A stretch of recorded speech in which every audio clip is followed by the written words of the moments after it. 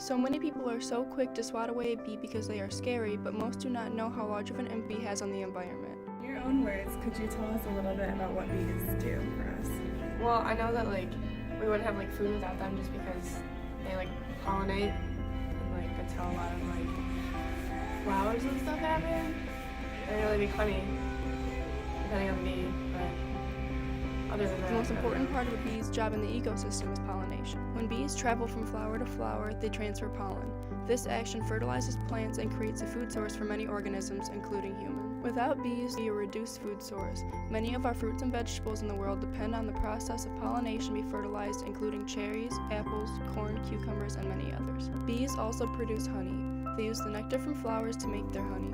That honey goes through a cleaning process and is then used around the world for many applications, one of these applications being a natural antibiotic. We need to educate ourselves on what is killing our natural pollinators and take action. The government, farmers, and everyday people can all help end this massacre. Without bees, what kind of world would we live in? Bees pollinate the forests of Michigan. They pollinate cherry farms and keep crops growing. Without bees, farming would be extremely hard and pollination processes done solely by man would be long and tedious. Bee depopulation happens for multiple reasons, one of the biggest being colony collapse disorder.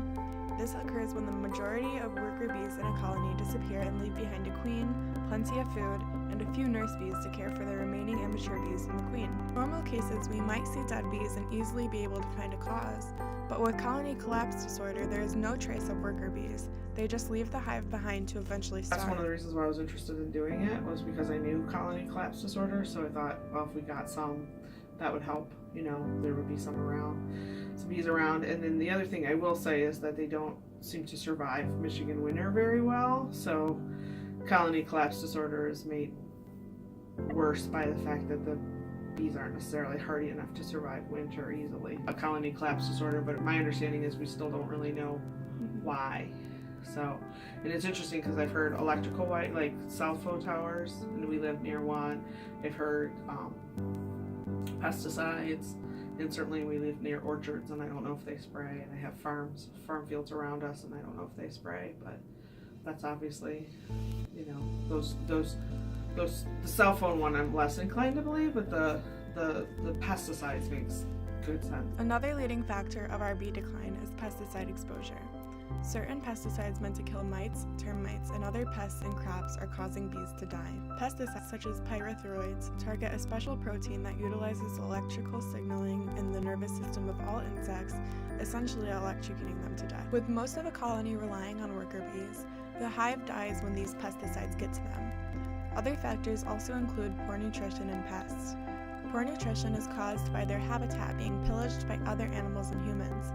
Their main enemy is the varroa mite, which sucks the blood of both adult bees and brood. The EPA has put new restrictions in place to protect our bees from neonicotinoid pesticides, a commonly used pesticide on farms derived from nicotine. While the government seems to be trying to fix our large pesticide issues, farmers need to take action when choosing their pesticides to use on their crops and take pollinators into account.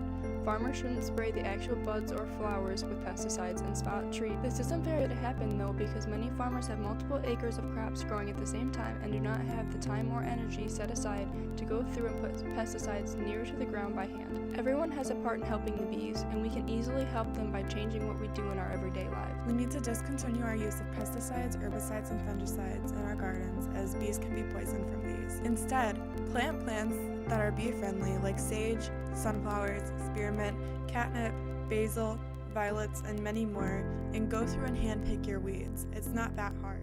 The bees. Well, my mom likes to plant a lot of flowers, and I know that brings them around. But my grandfather, he actually beekeeps, and he has a couple of farms out on his land that he takes care of. And Try not to overweed your garden. In early spring, dandelions are one of the only sources of pollen that bees get. Buy honey from our local beekeepers.